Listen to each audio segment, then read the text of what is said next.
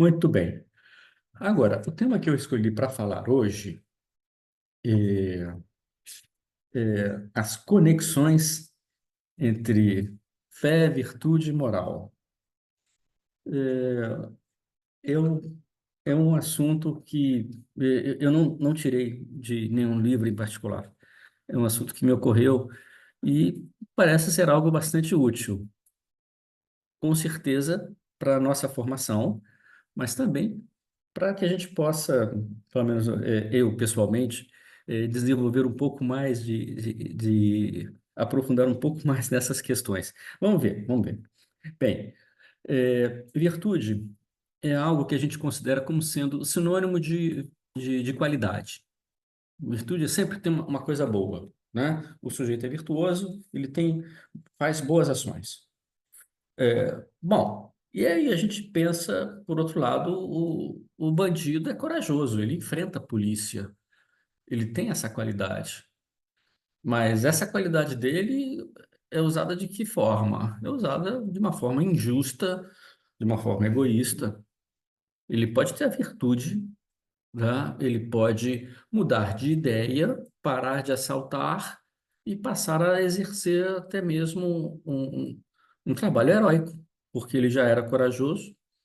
Haveria aí uma espécie de conversão, né? E da mesma forma, isto pode acontecer com quase todas as virtudes. Quase todas elas podem ser usadas com uma finalidade ruim. E quando eu falo finalidade, eu já estou indo para a moral, é aquilo que estuda o bem e o mal. A virtude, ela é um hábito que nós classificamos como bom, porque definimos bom como sendo algo moralmente sintonizado com a natureza humana, algo que é próprio do homem e que o engrandece. Tá, mas moral é isso? Quem disse que é isso? Por que que é isto?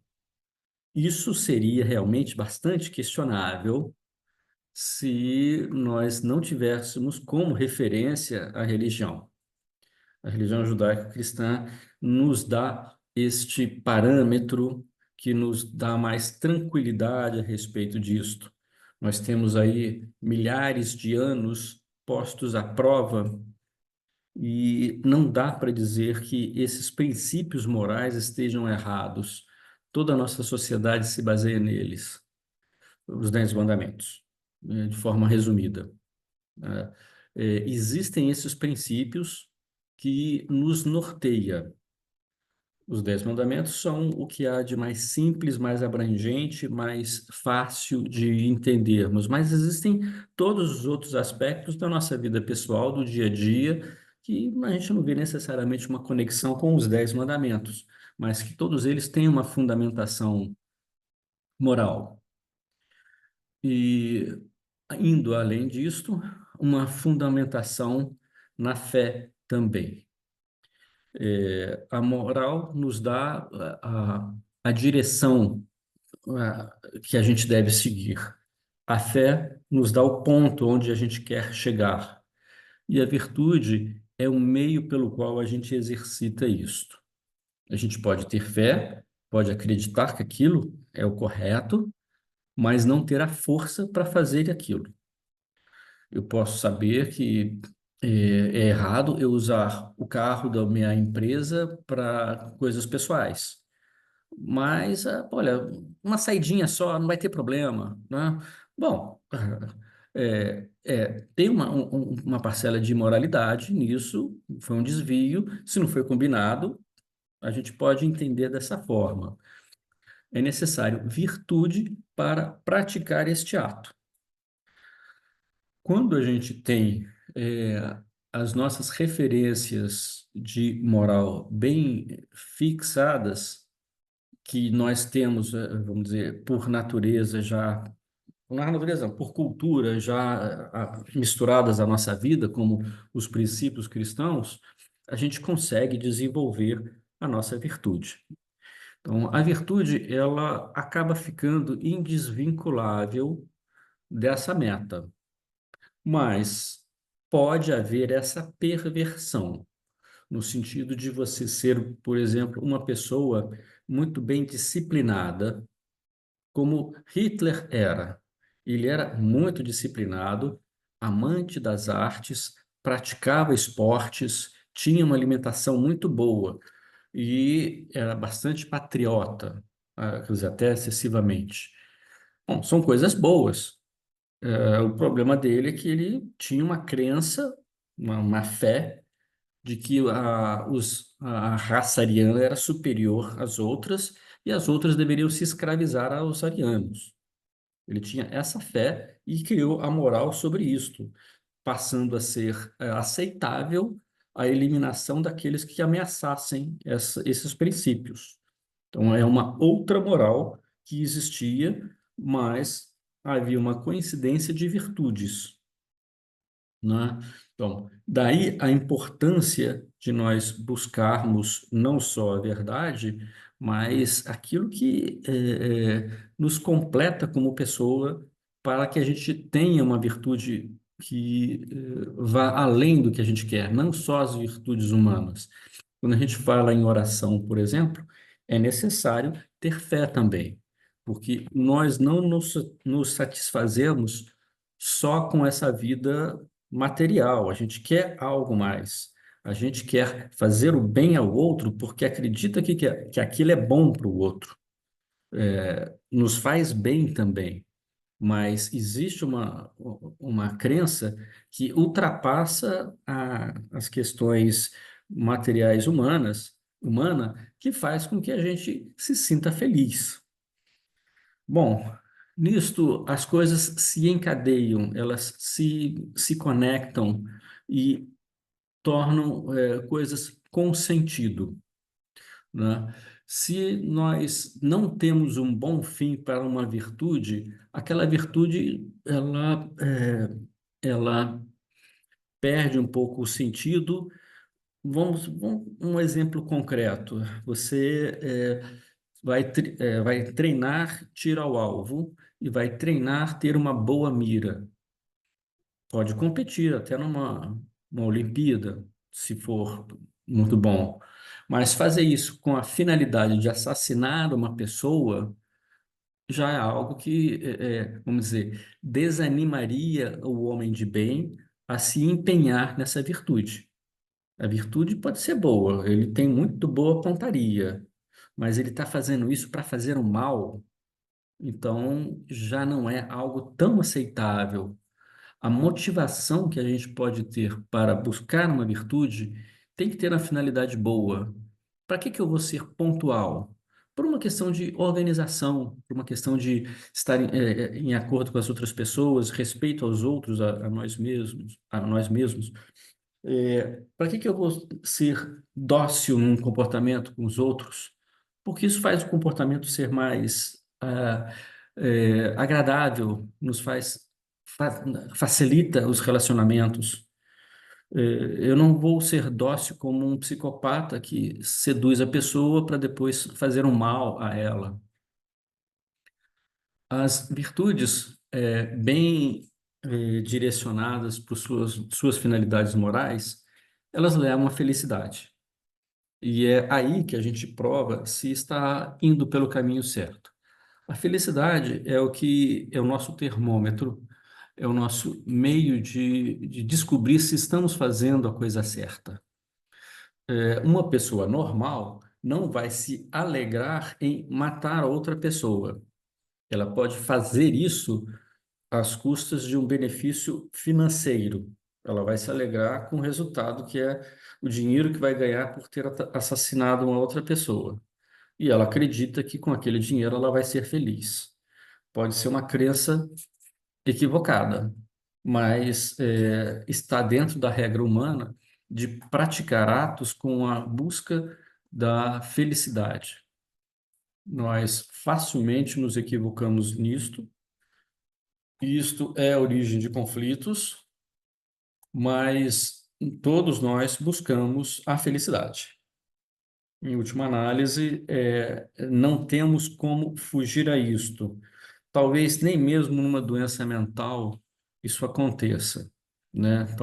Talvez, aí já é uma especulação, um esquizofrênico, ao seguir os delírios que ele tem de fugir porque querem matá-lo, está, na verdade, procurando se preservar e não perder a sua possibilidade de felicidade. Bom, mas são exceções, não são coisas que vale a pena a gente especular. É, Agora, é curioso, quer dizer, é interessante nós verificarmos que algumas virtudes eu posso estar enganado quanto a isto, tá? Isso é passível de questionamento, mas não é um erro que chegue a ser prejudicial. É um erro de informação, tá? O que eu vou dizer. Mas acredito que há três virtudes que não estejam suscetíveis a uma desvirtuação, né? Como as outras que eu citei. A virtude da humildade, da prudência e da boa vontade. A humildade, ela lida diretamente com a verdade, ela busca a verdade com sinceridade. Então, ela vai usar a inteligência e a sensatez para que possa descobrir quem ela realmente é. É isso que a humildade busca. Então, não dá para dizer que exista uma humildade má. Pode existir uma humildade equivocada, mas não intencionalmente ruim.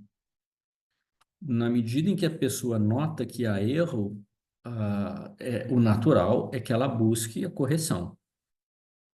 Então, a humildade está em sintonia com o que é moral. E se não estiver em sintonia, é porque não é humildade propriamente dita, ela se transformou em algum outro problema, que é a humildade, ela vai buscar a verdade sobre si mesmo. A outra questão, a prudência, está no decidir, no agir, na maneira de se comportar em acordo com o que é moralmente correto, com o que é bom, com o que é saudável, com o que é seguro. A virtude da prudência é melhor conhecida como sensatez, propriamente dita, no discernimento, saber o que é bom e o que não é. O nome prudência é um nome antigo que é mais usado para cautela, mas originalmente o termo prudência era usada como aquele que decide, a virtude que nos leva a decidir pelo que é correto. Correto é aquilo que está de acordo com a realidade. E mesmo em termos psicológicos, a realidade ela é palpável, ela não é relativa. A busca pela felicidade, por exemplo, não é relativa. Não adianta você querer se convencer de que certas coisas farão você feliz quando elas não estão em sintonia com a psicologia humana. Isso não vai funcionar. Por exemplo, não trabalhar, viver às custas dos outros. Isso não trará felicidade, a menos que você não tenha capacidade disto. O normal é que uma pessoa queira ter a independência, a autonomia dela, pelo menos enquanto ela for saudável. Isso é o normal, né? Se uma pessoa não se adequa a isto, ela tem algum problema e não vamos incluí-la nessa forma de ver. A prudência, então, é uma virtude que a gente desenvolve muito com o amadurecimento. não dá para pedir uma criança ser prudente. Ela vai aprendendo que ela leva tombo, que ela cai, que ela estraga o brinquedo, vai aprendendo a evitar isto.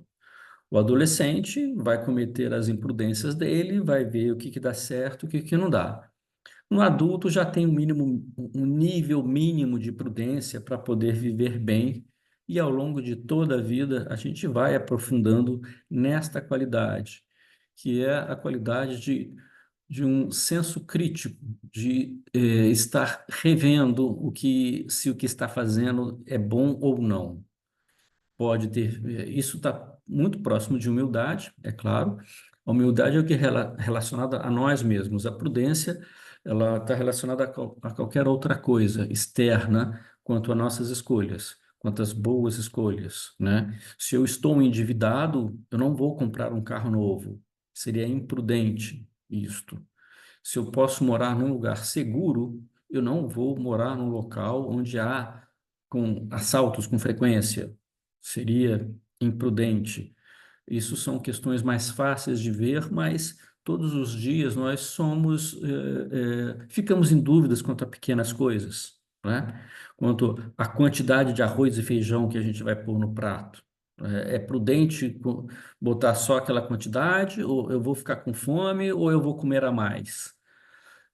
São pequenas questões que a gente vai avaliando, reavaliando diariamente, até aprender qual é o ponto ótimo a respeito de tudo, né?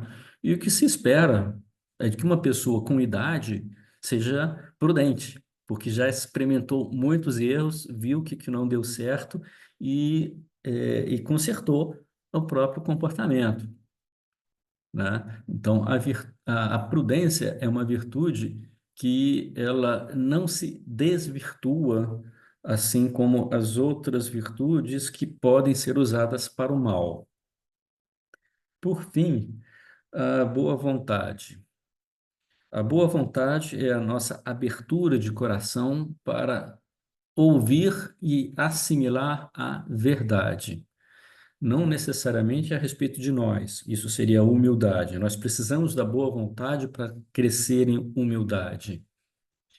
E precisamos da boa vontade para o discernimento da prudência. Ninguém é inteiramente uma má vontade para tudo. Nós podemos ter má vontade para coisas que não gostamos. Nós podemos ter má vontade com jogo de futebol, usar argumentos de que as pessoas se machucam, há muito roubo, há uma série de coisas, e então eu já não considero mais jogo de futebol como uma coisa boa, já acho ruim, já não tenho boa aceitação para aquilo. Na verdade, esse exemplo não foi muito bom, não. Mas o que eu quero dizer em relação à boa vontade em relação à coragem de nós estarmos dispostos a rever as verdades que a gente aceita. É normal que em algum momento a gente aceite coisas que não são verdade, vivamos de acordo com aquilo. E para mudar, vai ser necessário coragem e assumir que o que se passou estava errado, foi ruim, era melhor não ter feito aquilo. É melhor que seja feito assim do que insistir no erro para não ter ah, a dor de reconhecer esse erro. A boa vontade, ela de certa forma é uma atitude corajosa e humilde também para admitir a verdade. Então, essas três virtudes, humildade, prudência e boa vontade, eu diria que são virtudes que não se desvirtuam. Elas podem se equivocar, mas elas não buscam o mal. Virtudes, como eu tinha citado, por exemplo, a coragem, a, a doçura, a boa educação, a polidez, né?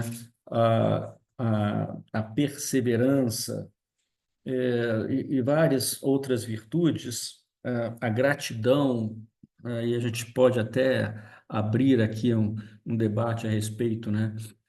se há outras virtudes que também não se desvirtuam, porque a maioria delas são coisas, são práticas boas, mas que podem ser usadas para o mal, né? Nós termos a gratidão ao amigo que nos deu a cola.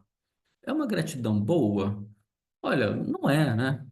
Não é, porque não houve um bem em dar cola na prova, né? Mas a gente vê entre os alunos tendo esse tipo, fazer amizade. Pô, o cara é meu amigão, ele me ajudou na prova, né? Bom, é uma amizade um pouco desvirtuada, não é uma amizade adequada. A perseverança, como eu citei, a gente tem que ser perseverante naquilo que a gente acredita que seja certo, né? E se a gente descobre que é errado, vamos deixar de fazer aquilo. Mas se a gente não tem a virtude da perseverança, a gente não vai chegar em lugar nenhum. Seremos um Maria Mole, né? E isso é incompatível com um cristão. O cristão tem que ser rígido na busca de Deus em todas as coisas. Ele precisa de ter esta fidelidade às coisas que acredita para seguir em frente.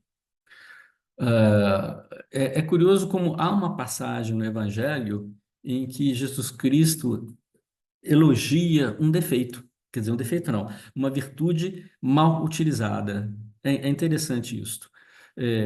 Bom, ou seja, Deus reconhece a capacidade da virtude nas pessoas, mas ele reconhece também o que é errado e o que não é, né? Ele, no exemplo que eu estou falando, ele fez um elogio à astúcia de um funcionário que ia ser demitido e então, em última hora, ele arrumou lá as coisas de tal maneira a ter quem o acolhesse depois da demissão. Ele mentiu, ele fez coisas erradas, mas ele foi esperto, né? Bom, não é o que a gente deve fazer. Apesar de Jesus Cristo ter falado a respeito deste ato, não é o que nós devamos seguir, tá? Essa passagem mereceria uma, uma abordagem mais específica para que a gente possa entender melhor. O nosso foco aqui é basicamente a respeito da finalidade das nossas ações, né? Não basta que sejam boas ações, não basta que sejam ações virtuosas, tem que ser bem direcionadas para um fim bom, para algo que nós acreditemos que seja bom, que vale a pena. Aí sim nós poderíamos dizer que é uma virtude completa. Senão, seria a utilização de uma boa capacidade para uma finalidade egoísta, né? O sujeito que é muito bom em contabilidade pode disfarçar as contas de tal maneira a conseguir roubar do seu patrão sem que ele veja que está sendo roubado. A astúcia do contador desonesto é uma qualidade, é uma virtude, mas usada para um fim ruim, para um fim egoísta, para um fim até imoral. Então, quando se decide a melhorar em algo, quando a gente nota que falta alguma qualidade, alguma virtude em nós mesmos, nós temos que avaliar como e onde a gente vai chegar com aquilo que nos falta, né? Se o que está nos faltando é organização, vamos estabelecer estratégias para ser organizados, mas para fazer isso por amor a Deus, não para nos louvarmos dizendo como somos organizados e bem-sucedidos. Seria uma finalidade que não nos traria felicidade, mas é uma finalidade que pode ajudar você a desenvolver uma virtude. Ok, mas se é para desenvolver uma virtude, vamos fazer certo desde o começo, desde a nossa intenção inicial, né? Eu quero ser uma pessoa pontual. Eu vou fazer isso não só por mim e pelos outros, mas em consideração a Deus, como se Jesus Cristo estivesse me esperando. Então, vou viver a pontualidade para não deixar Jesus Cristo esperando. E quem está lá no outro lugar esperando é um amigo nosso. Muito bom, ótimo. Aí temos a cadeia toda completa. A iniciativa humana, o meio moral e a finalidade da fé em vivermos. Isso seria a maneira mais completa que nós podemos ter para chegar a um bom fim e sermos felizes já aqui na Terra. Sem a virtude, a gente não vai conseguir amar a Deus e nem vai conseguir ser feliz. Mas não basta ter a virtude. Temos que ter a virtude, fazer a coisa certa, do jeito certo, com a finalidade certa. Muito bem. Eu acho que agora a gente poderia é, tirar algumas dúvidas, se vocês quiserem, tirar dúvidas, fazer comentários, né? Contestar é válido, né? Afinal de contas, eu posso me equivocar em alguma coisa que eu tenha dito também, e isso é necessário que seja revisto se aconteceu. Se vocês quiserem, eu posso mandar também o texto que eu tenho a respeito do que eu falei agora, tá? São pontos, né? São coisas assim que eu escrevo para poder me orientar melhor e assim vocês podem ver com mais detalhes, né? Assim como pode ouvir o início da apresentação, se alguma parte foi perdida, e nós seguimos no nosso caminho de aprofundamento na fé. É, Teria alguma coisa que vocês gostariam de falar?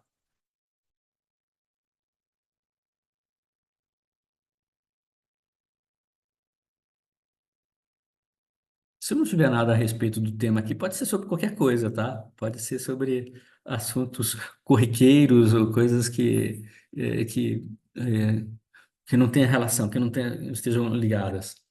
É, é uma oportunidade para a gente conversar também, tá certo? Ô, Rodrigo, tudo bem? Guilherme Oi, falando aqui. oi, Desculpa o Guilherme. atraso aí, mas, enfim, hoje nós da PUC perdemos aí um grande amigo que faleceu essa madrugada, né? Hum, O Marcos, lá do Departamento do Direito. hum, Enfim, então eu cheguei um puxa, pouquinho atrasado, acabei indo à missa fazer umas orações por ele. aham, Era muito querida, tinha quase 40 anos de PUC. puxa, Enfim, nos deixou essa madrugada aí. Então caramba.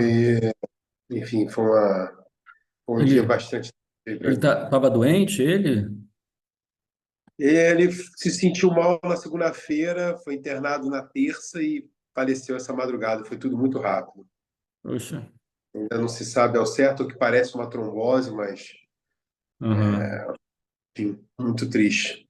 Quando é uma pessoa próxima da convivência, o impacto é muito mais forte. A Né? gente não tem como ficar insensível a isso e mexer na nossa própria rotina, no que a gente está pensando ali. É, foi É, triste.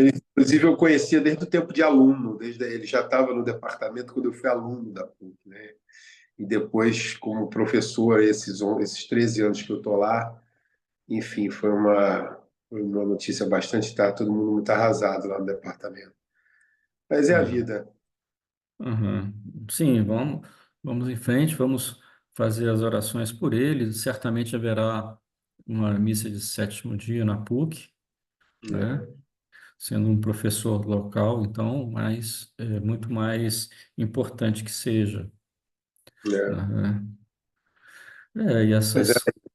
desculpa o atraso. Não, olha, tá gravado, tá?